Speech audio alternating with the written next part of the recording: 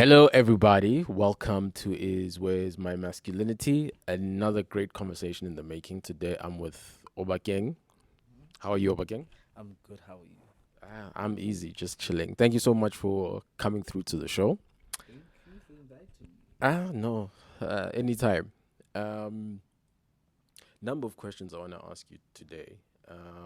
So maybe as a basis for the conversation, masculinity, for the most part, has been defined through a heteronormative society and a heteronormative lens, right? Yeah. So for you, identifying as gay, what does masculinity mean? I think for me it has, and I'll look back in the past because um, I grew up in a society where I knew just by being a boy that there is certain expectations of how I should behave. So for me being gay and now coming into my own, I think now kind of it has transformed because as much as the heterosexuals of the world have defined it, but we also have it in our own gay little world or homosexuals and the LGBT community because they have defined it for themselves as well. Whether we are, when you look for a partner as a gay man, you want certain attributes to come across. So it's very difficult to narrow down. It's a very big topic, but in terms of the world, in terms of how I come into the world, it's always there's certain expectations that if you're a man, you cannot be soft, you cannot be this way, you cannot be that way. And once people pick that up, that oh, he's a bit of a soft man, it's Yeah. oh, he's gay, and that becomes a problem. And when you come into the gay world, it becomes oh, you're a bit too feminine, because even Mm. that, as much as people think that gay people are comfortable with being feminine, it's not always the case. It's not always acceptable. So even in the LGBT space, sometimes you are told to not to be too feminine because that causes problems.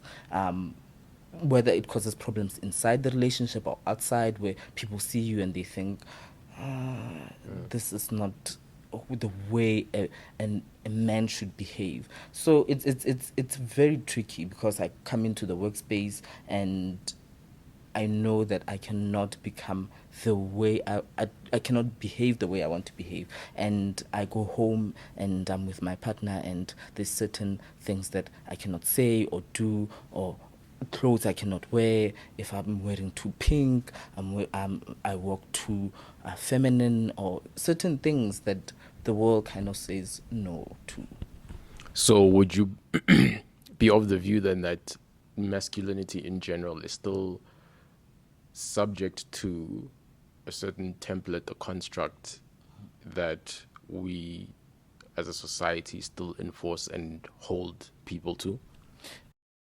Very much. I think because and maybe it there is now a whole conversation what you are doing right now.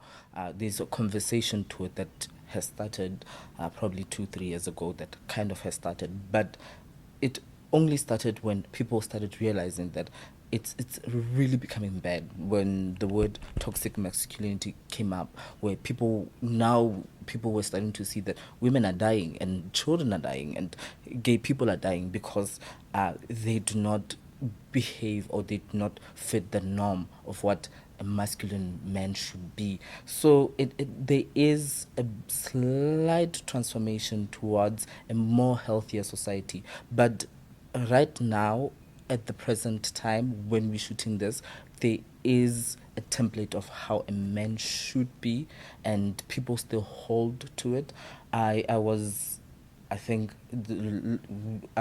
you and I wanted to shoot the show for a long Yeah, time. yeah. So sometime last year, before I went home, and I was remembering this, I was walking out of the office and somebody said, I'm a man. And I looked back and I thought to myself, in this, they were not talking to me, they were talking to somebody else, but I overheard it. But what they meant is, I'm aggressive, because even though they're not saying it, but there is a certain way they should behave, and that's what they're saying, that I behave this way, I dress this way, I treat people in a certain way, I don't show emotion. The only emotion that I can show is aggression and anger. That's what I'm told to do, and that's what I stick to. So when you hear that, you still know that there is certain parts of the world that are still far from it. They far from changing, but there is parts of the world. Right now, we are lucky enough to be able to have this conversation and say, okay, we kind of notice it and we are aware of it, and there is a slight change. So here and there, there might be a change. You mentioned toxic masculinity, and in mentioning toxic masculinity, a lot of the examples that you gave were obviously around the gender-based violence that we've seen from heterosexual men.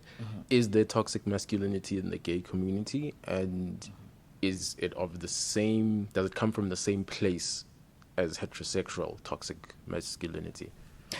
Yes, there is toxic masculinity in the gay world, because, and I'll give you an example. When you go on online dating platform, because most gay people, that's how usually they meet. So you'd find that there's a list of criteria that somebody would give. You cannot be feminine. That's one of the biggest things, that you cannot be feminine. You cannot behave like a woman. You cannot show that you are gay at all. So around the general topic is feminine gay people are taken to be not men enough, and often a lot of gay people don't want to date those people. If you show a hint of femininity, that's bad.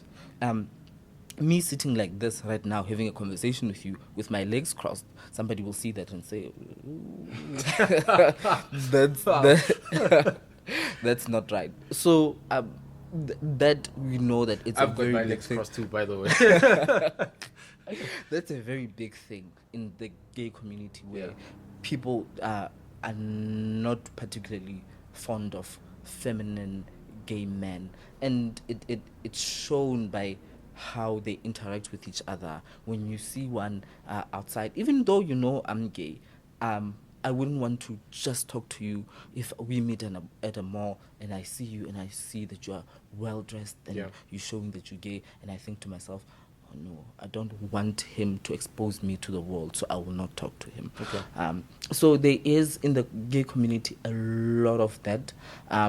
But again, I think it's because of society in general that it has placed an idea in people's heads of how men should be, and you mentioned what a template of a man. So even gay people have taken that and said, this is how a man should behave, and therefore even us, we should conform to this so that we get accepted by society. If I'm a gay man and I'm more masculine, then it's easy for other people to say, oh, he's okay, he's this way.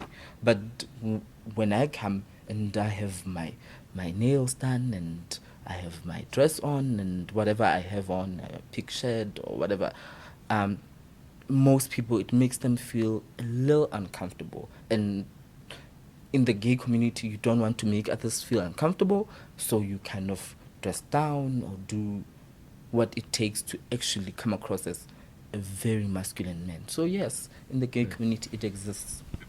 Oh, a number of follow-up questions. Where do you think, in your own journey, having looked at your own journey and being exposed to others, where do you think this concept of, I would say, almost insecurity about the fact that people choose to express or have come to a different realization of what masculinity means to them, where do you think that comes from, that people become so uncomfortable and want to kind of like, oh no, you can't be vulnerable, no, you have to be aggressive, no, what is that? I think because honestly, I think in the conversation of masculinity, we don't talk about the pressures on men. There is a lot of pressure on men to behave a certain way, and because they have always been the strong part of the unit. Men, if you're a man and you have kids and you have a wife, you are seen as the protective, strong part of that unit, and it's not often given to the woman, even if the woman has a stronger, I don't know, emotional capacity or a stronger physical capacity, better than the men. That's not given to them. Then it's not expected. So I think the expectations of the world on men, on who they should be in the world, there it stems from there, and a lot of religious beliefs on who men should be, and cultural beliefs, and because our cultures have always seen men as this protector, a very strong type of person. That's who they always are. And in religion, the man is the head of the house. So if you do not show qualities of the head of the house, of strength, of aggression, of all of those things, then you are not considered to be a strong man who can deliver what men deliver. So yeah, I think there is a number of factors. There is the religious part of it, there's the cultural part of it, there's tradition, there's a lot of factors that play into how men behave. So I think from all of that, even if you are not very religious, culture will force you into it. If you're not cultural, society will force you into it. If you're not, the workplace will force you into it. Somewhere, somehow, you'll be forced into the idea that how you should behave is this way. This is the template that you're given as a human being, and this is how you should be. So it stems from a lot of things, and you find it everywhere in the world. And from a personal perspective, in terms of when you look at your own relationships, how has trying to express oneself as a human being, in spite of all of those external influences that would tell you to be this particular way, how does that play out in a relationship between two people? Do you believe that own internal conflict is then expressed as toxic masculinity, or like how do you see that playing out? You know, that a little story before the Okay, answer.